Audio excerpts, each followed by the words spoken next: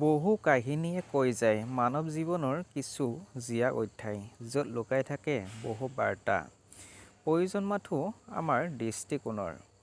নমস্কাৰ ভক্ত বান্ধৱীসকল, আজিৰ এই ভিডিঅ'টোত ভগৱান বিষ্ণুৰ পৰম ভক্ত ধ্ৰুৱ মহাৰাজৰ কাহিনীভাগ আগবঢ়াইছোঁ।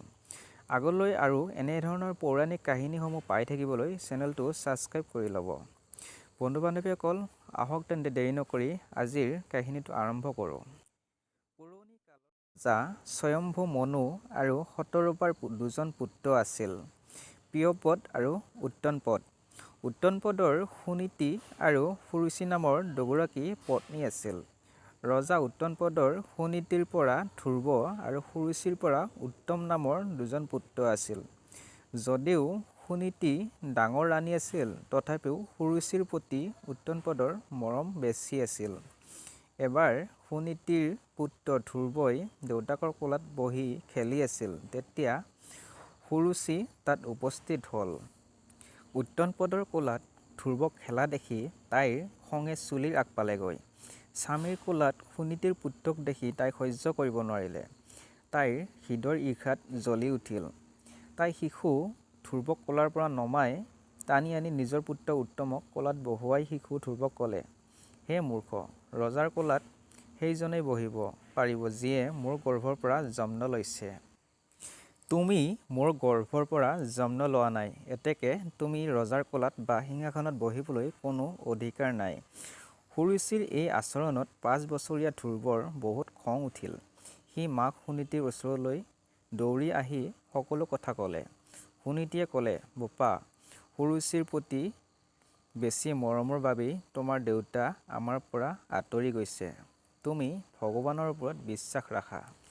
মাকৰ কথা শুনি ধ্ৰুৱই কিছু জ্ঞান লাভ কৰিলে আৰু ভগৱানৰ ভক্তিৰ কাৰণে ঘৰ এৰি ওলাই গ'ল। বাটত তেওঁ দেৱকী নাৰদক লগ পালে।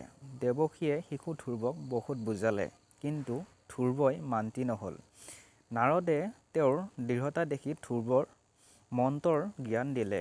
ইয়াৰ পিছত দেৱকী ৰজা উত্তনপদৰ ওচৰলৈ গ'ল। ধ্ৰুৱ ওলাই যোৱাৰ বাবে ৰজা উত্তনপদৰ বৰ দুখ লাগি আছিল।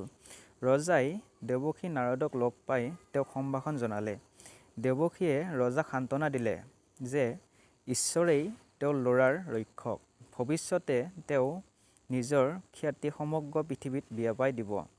তেওঁৰ প্ৰভাৱত আপোনাৰ খ্যাতি এই পৃথিৱীত বিয়পি পৰিব। নাৰদৰ এই কথাত ৰজা উত্তনপদে বহু সকাহ পালে। আনহাতে শিশু ধ্ৰুৱই যমুনাৰ পাৰত উপস্থিত হৈ নাৰদ ঋষিৰ পৰা শিকা মন্ত্ৰৰে ভগৱান নাৰায়ণৰ তপস্যা আৰম্ভ কৰিলে। তপস্যা কৰি থাকোঁতে ধ্ৰুৱই বহু সমস্যাৰ সন্মুখীন হৈছিল। যদিও তেওঁ নিজৰ সংকল্পত দৃঢ় হৈ থাকিল, তেওঁৰ মনোবল আৰু স্তব্ধ নহ'ল। তেওঁৰ দৃঢ়তাৰ তীব্ৰতা তিনিওখন জগততে বিয়পিবলৈ ধৰিলে। ওম নমো ভগৱতে বাসুদেৱাই এই শব্দই বৈকুণ্ঠতো প্ৰতিধ্বনি কৰি তুলিলে। তেতিয়া ভগৱান নাৰায়ণো যোগনিদ্ৰাৰ পৰা উঠিল। ধ্ৰুৱক এনে অৱস্থাত তপস্যা কৰা দেখি নাৰায়ণ প্ৰসন্ন হ'ল আৰু তেওঁক দৰ্শন দিবলৈ ধ্ৰুৱৰ সন্মুখত আবিৰ্ভাৱ হ'ল। নাৰায়ণে ক'লে, হে ৰাজকুমাৰ, তোমাৰ সকলো ইচ্ছা পূৰণ হ'ব। তোমাৰ ভক্তিত সন্তুষ্ট হৈ মই তোমাক এনে ব্ৰহ্মাণ্ড দিছোঁ, যাৰ চাৰিওফালে জ্যোতিষচক্ৰ থাকে আৰু যাৰ আধাৰত সকলো গ্ৰহ আৰু নক্ষত্ৰমণ্ডল ঘূৰি থাকে। আনকি প্ৰলয় কালতো যিটো কেতিয়াও ধ্বংস নহয়। সপ্তৰ্ষিসকলে যাৰ প্ৰদক্ষিণ কৰে, তোমাৰ নামত সেই লোকক ধ্ৰুৱলোক বুলি কোৱা হ'ব। এই জগতত তুমি 1000 বছৰ ধৰি শাসন কৰিবা। সকলো ধৰণৰ উত্তম সমৃদ্ধি ভোগ কৰি শেষ কালত তুমি মোৰ জগতত মিলিত হ'বা। শিশু ধ্ৰুৱক এনে এটা বৰদান দি নাৰায়ণে নিজৰ জগতলৈ ঘূৰি আহিল। নাৰায়ণৰ এই বৰদান হিচাপে ধ্ৰুৱ হৈ পৰিল ধ্ৰুৱতৰা। বন্ধু বান্ধৱীসকল, কাহিনীটো ইমানেই আছিল। আগলৈ আৰু আমাৰ চেনেলৰ নতুন ভিডিঅ'সমূহ পাই থাকিবৰ কাৰণে চেনেলটো ছাবস্ক্ৰাইব কৰি ৰাখিব। ধন্যবাদ।